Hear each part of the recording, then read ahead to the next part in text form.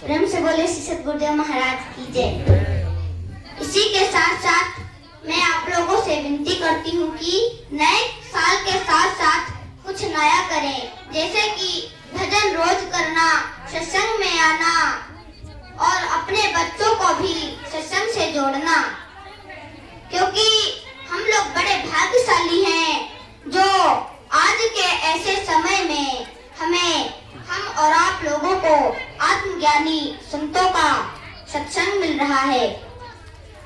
हम लोग सत्संग में आते हैं, बहुत बार सुना होगा, गुरुर ब्रह्मा गुरुर विष्णु गुरुर देवो महेश्वरा गुरुर साक्षात पार ब्रह्म तस्मै श्री गुरुवे नमः। गुरु की उपमा ब्रह्मा विष्णु महेश से बढ़कर दी गई है।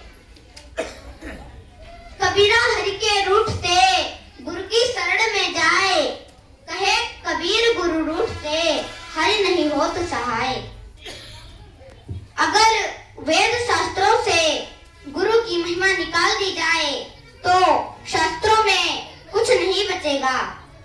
भगवान शंकर माता पार्वती को समझाते हुए कहते हैं, उमा कहूँ मैं अनुभव अपना, सत हरि भजन जगत सब सपना।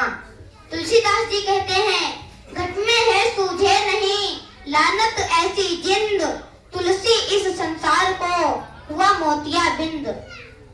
भगवान श्री कृष्ण अर्जुन को समझाते हुए कहते हैं कि नाना शास्त्र पठेन लोके नाना देवत पूजनम, आत्म ज्ञान बिना पार्थ सर्व कर्म निरर्थकम। हे अर्जुन, चाहे तुम सारे देवी देवताओं को पूज कर अपने वश में कर लो, सारे वेद शास्त्र कंठस्थ कर लो, लेकिन उस आत्मा के ज्ञान को जाने बिना हमें मुक्ति नहीं मिलेगी।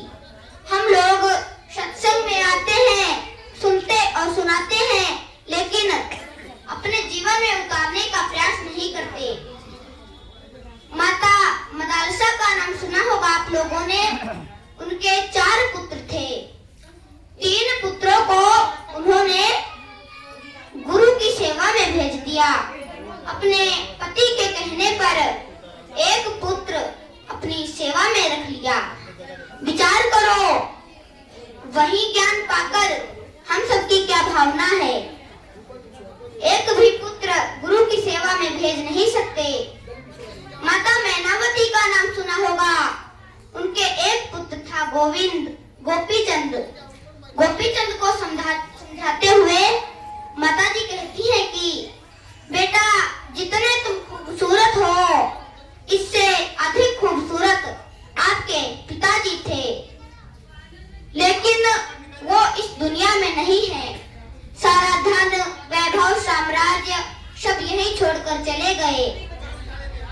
उनकी कंचन जैसी काया खाक में मिल गई। जब वो इस दुनिया से कुछ ना ले गए तो आप क्या ले जाओगे।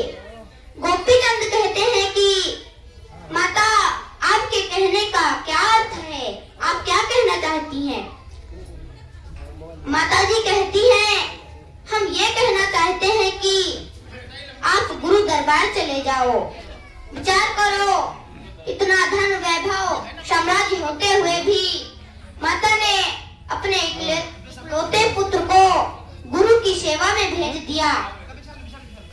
आज हम संसार में जितने कार्य करते हैं सब हमारे शरीर तक सीमित हैं, लेकिन जो गुरु दरबार में सेवा करते हैं वो हमारी आत्मा का कल्याण करता है, हमारे साथ जाता है। हम लोग माया के पीछे पड़े हैं, मायापति को भूले पड़े हैं। माया के आने के 2 वाहन हैं। पहला वाहन है उल्लू और दूसरा वाहन है गरुड़। जब गरुड़ पर सवार होकर आती हैं तो भगवान विष्णु जी के साथ आती हैं और भक्तों के घर धन वैभव साम्राज्य छोड़कर जाती हैं। दूसरा वाहन है उल्लू। जब उल्लू पर सवार होकर आती हैं, सारा जीवन उल्लू बना के चली जाती हैं। हमें विचार करना है कि हमें कौन सी माया चाहिए। आज हम लोगों को इतना अच्छा दरबार मिला हुआ है, अगर हम लोग अभी सेवा नहीं कर पाए तो फिर हमें कभी अवसर नहीं मिलेगा। ये वो दरबार है जिस दरबार की सेवा भगवान राम ने की, भगवान कृष्ण ने की, भगवान जैसी शक्तियों ने इस दरबार की सेवा की, तो हमको आपको भी करना पड़ेगा। ज्यादा न कहते हुए वाणी को विराम लेती हूँ।